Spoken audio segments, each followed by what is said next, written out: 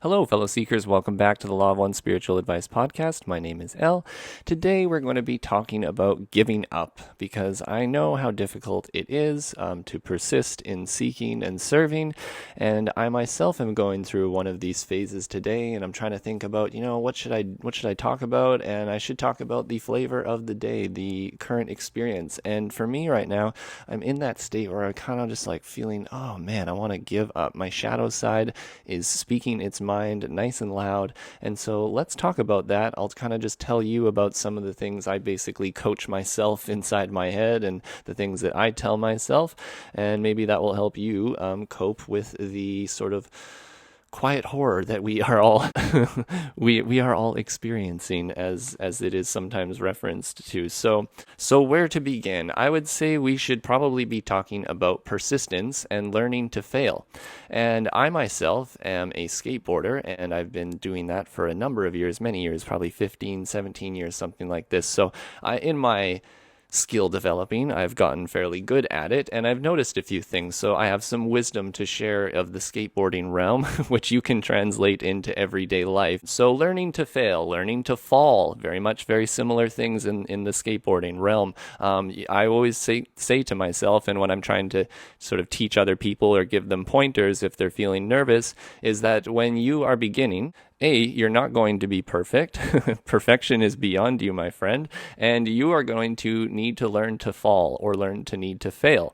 Because if you don't learn how to fall or fail, you can think about this metaphorically as I'm saying it, you are going to want to give up. You're going to experience failure, which is a super common thing. You're going to try some creative venture maybe 100 times. You might have 90 or 99% of them fail, but then one of them will be successful and maybe very successful. This is even a thing in some law of nature called the Pareto distribution, which I encourage you to look up if you would like to. And you can see how everywhere in nature it sort of acts as like a pyramid structure, in that there's, maybe you can think of it like a ton of failure below, and then there's just like a successive peak of success at the top.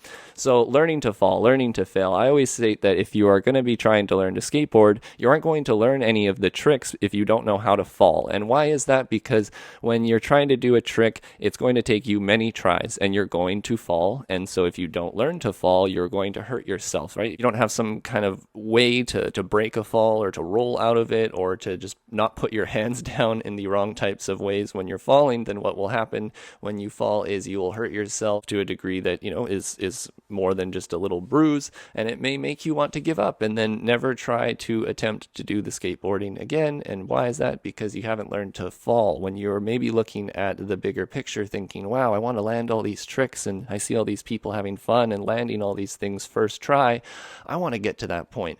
But man, is it hard. And I'll tell you is that we all went through that. Nobody necessarily is completely gifted like that, although it may seem that way when you're watching them. Mostly everybody has to work hard at things, and they indeed learned how to fall and learn to fail and fall and fail gracefully. And as you pick yourself back up and say, I got this, it's okay, people fail all the time, it is in my persistence that I keep pushing, that eventually be ready for the circumstances of the moment to meet my readiness, to achieve them. And sometimes that's what happens. You try a trick 100 times and the 101th time or whatever, everything comes together. The pop and the flip of the trick and the catch and all your confidence and everything aligns for a perfection of a moment of perfection. But sometimes the idea is that we think life should just be a series of perfect moments, one after the other, and that doesn't seem to be the case. So I would just suggest that, anytime you really try to do anything, that you take failure with a grain of salt, because it is in the persistent seeker who doesn't give up, who is ready for the opportunity when that opportunity finally has its circumstances come unalign for you to take advantage of it. And I even mentioned as well about comparing yourself to others, comparing yourself to people who are really good at a certain skill or serving in whatever degree they are. And it's easy to, especially on social media, everyone wants to highlight all of the wonderful aspects of their lives, and they usually don't share with you the shadow aspects of themselves. And so you may be comparing yourself to people on social media. It can be very toxic as you hold them to a sort of series of perfection that you think that you can achieve in, a quick moment. But often a lot of those people too pushed through a lot of hard times and persisted to get to sort of the level of success they might be. But even then, just comparing yourselves to them is erroneous in that you have no idea exactly what they went through. And that's still part of the top of the pyramid of the Pareto distribution that you are singling out and looking at and saying, I want to be at the 0.01% of everything in success. And it's not always the case that you need to do that or be that. The one major thing which I've learned from the Law of One material is that your intention is what is most important. Your intention to serve, your intention to seek. And as you maybe even make mistakes in the things that you're trying to do, that is totally fine and well as well, because you regroup and you seek to serve again. And of course, you try not to hold yourself with too much pressure and shame as to your mistakes, but just sort of promise to yourself that you're going to do your best to not make those mistakes again, and just keep trying. What more can you do? What more can you do? And so this conversation today came up in my life with my significant other, and I was also trying to help them in terms of their anxiety and trying to not give up, because we all go through these cycles, it seems, where just some days you wake up and everything is overwhelming and you don't know what to do, and you just feel like I felt it today, like my heart was breaking. It's almost like if you've had a breakup. I felt like my heart I'm like sort of heartbroken. I don't know why. You just kind of get a little bit overwhelmed with all of life, and maybe even just the beginning of the week type stuff can get to you, and life can get to you, and that is something that happens, and that is okay. We need to accept it and then move forward. So what I was trying to help my significant other with this morning is I was explaining to her that she's too busy looking at the big picture of everything. She's looking at her life and thinking, well, how am I going to be optimally successful? Looking into the future, the things that I want to be and the things that I sort of desire to have in my life. What do I need to do right now to achieve them? And oh my gosh, the world is crazy right now. There's all these circumstances going on. I'm not exactly sure what to do. And so what I explained to her is that you're looking at too much of a larger picture. What you need to do is break it down into sort of micro sections, or even into sort of micro habits. And that would be just focus on what's in front of you. Focus on what's in your control.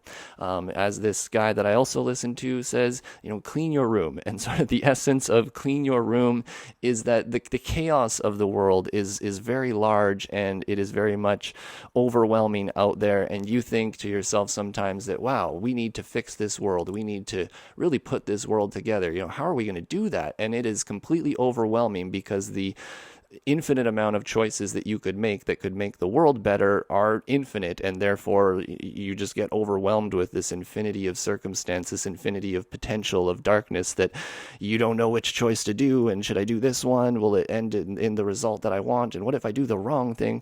Etc., etc. So what I was trying to explain to her is break it down into something simpler, into something smaller. What is in front of you? What can you do today? What is right in front of you right now that you can do it. and that's what you should focus on. When the world becomes too overwhelming, then maybe you're looking too far ahead. You're thinking too much about all of this. Maybe you should back up a bit, make it a little simpler, simplify the existence here, and do what you can, which is do what is in front of you. Is your room messy? It's chaotic? Well, there's some chaos in the world. You can start there. And as you order the chaos in your life in the small bits here and there, then you'll find that ordering that chaos, becomes more consistent and persistent. And then what you can do is branch out into larger things, things about your personality, even things about helping other people, right? But you can't necessarily fix the chaos in someone else's life when your life is complete chaos as well. So do what you can. Break it down into something small. What can you do today? What can you do in the next hour for it doesn't even have to be a big thing. Just like I say, about giving up, what can I do to make myself come into a better attitude about how to live? Because I know giving up isn't really the right thing to do. So, what can I do right now to help myself bring me into this place that I know I should be, which is sort of a place of gratitude? And well, there we go. That's something that you should maybe do, is have an exercise of gratitude. Think of the things that you could be grateful for. Once again, as I try to compare myself to other people's lives, right, I can be down on myself and maybe the place that I am and where I am and the things I have, etc., etc. But then when I look at the wider picture and, even the circumstances of other people's lives who have a lot more difficult challenges, and yet they persist in trying to do their best, like they have, physical handicap, distortions. They just have terrible lives, like terrible upbringings, bad families, no families, mental disorders, just all these different possible things that you could be a victim of circumstance to. And there's a lot of people out there who, even given, these tough cards that they've been dealt, still persist in just doing their best and trying to just seek within themselves the discernment of how they may best serve and try to serve. Because as it is said in the Law of One material, there is no generalization, there is no best, nothing is known. There is no best way to serve. The only thing that you can do is just seek within yourself and ask yourself, who am I? And as you ask yourself who you are, and you attempt to be a good expression, an honest expression of yourself and who you are, then you are contributing to the vibration of the planet and the vibration of experience. And like throwing a rock into a lake, the ripples of your personality and your energy will radiate out into the world.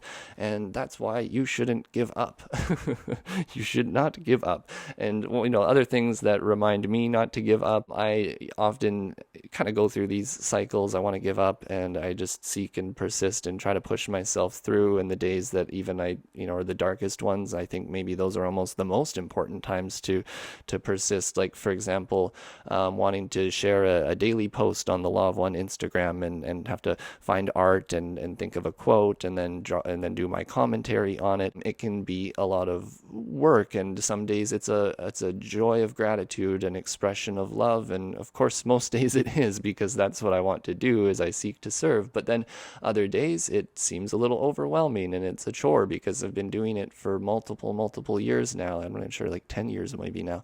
And if you do something every single day, well, mostly every single day for 10 years, right, it can be a little cumbersome. And so I tell myself various things, which I've already told you, and I can just state that I am reminded by other seekers of the positive influence that I have in their lives, and that is something that I sometimes also take for granted. And so maybe that's another thing that you shouldn't take for granted either, is to be aware that the very small beings that we are in life and the small relationships that we have, we can be a good light, a good expression of love for anyone else in our lives. And if you don't have even one single individual that you can serve and attempt to sort of be a source of light for, well then, my friend, there is always yourself. Because in the Law of One, to serve the self and to serve others, there is no difference. You are the creator, others are the creator. Yes, you should serve others as the creator, but you need to also serve yourself as the creator. And so if you don't have somebody to love and to serve, then, my friend, serve and love yourself. Be a good example of the expression that you want other people to have too. So even as you love yourself, and that will also radiate out into other people's lives, and they'll be like, yeah, why shouldn't I love myself too? This guy's right. Yeah, there's something here. I should feel good.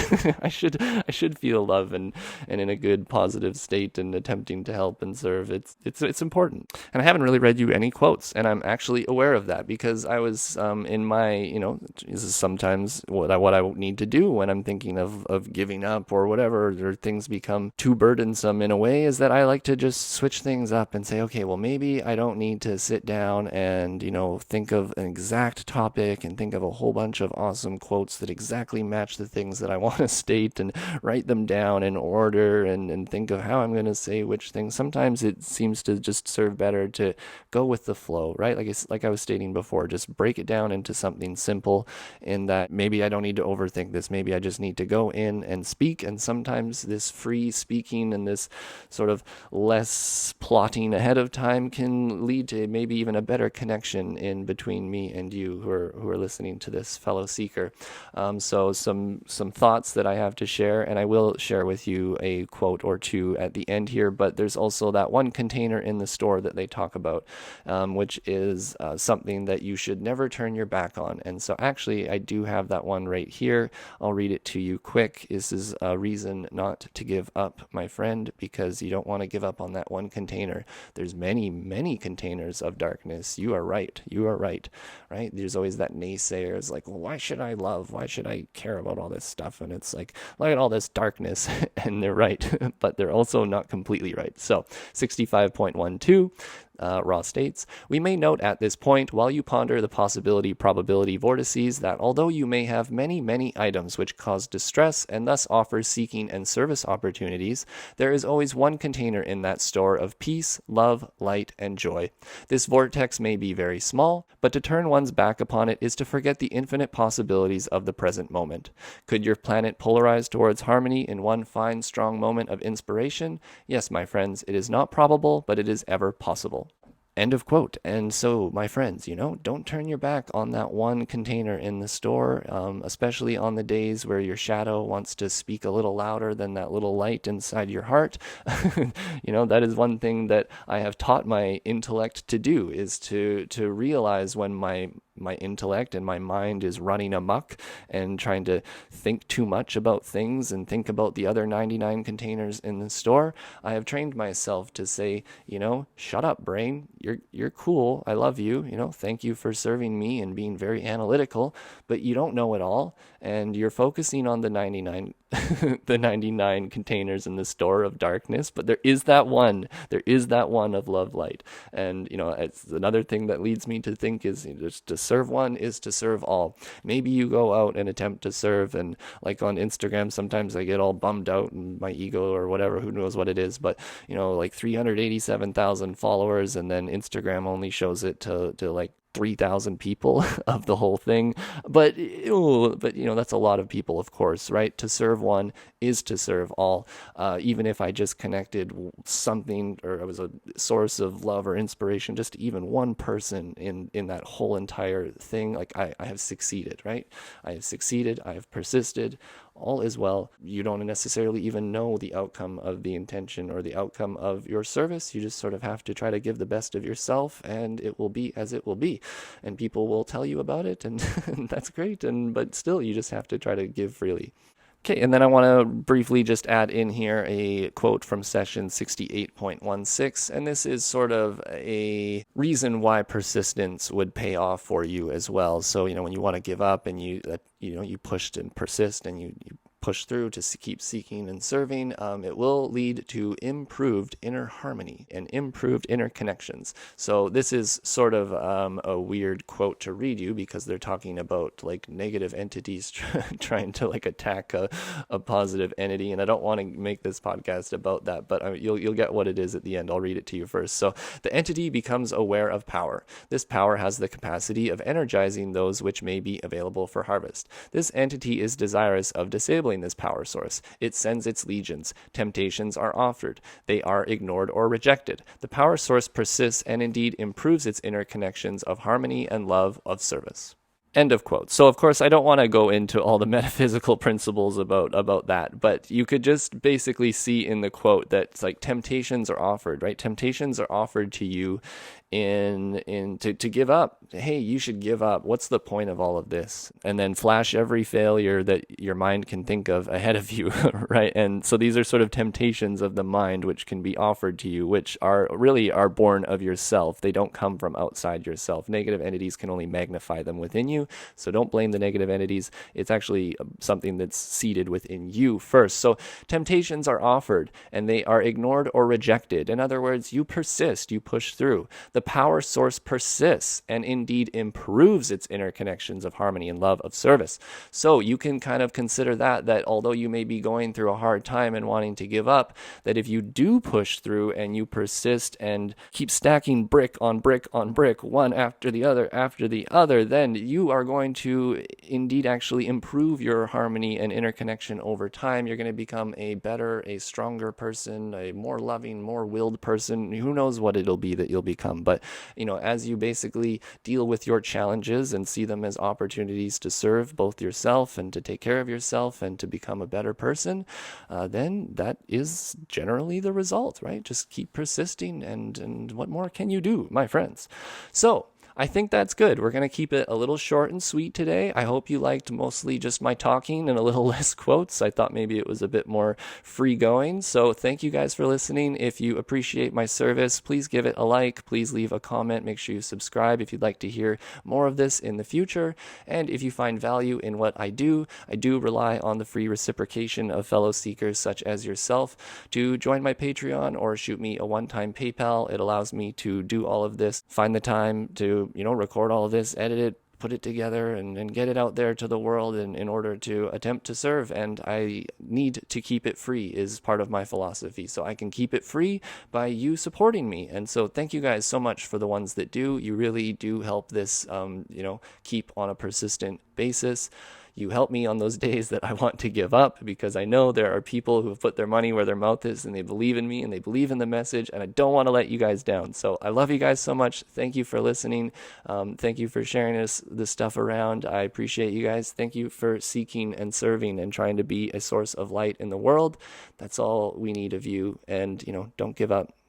I love you. Got your back. Big hugs. Take care.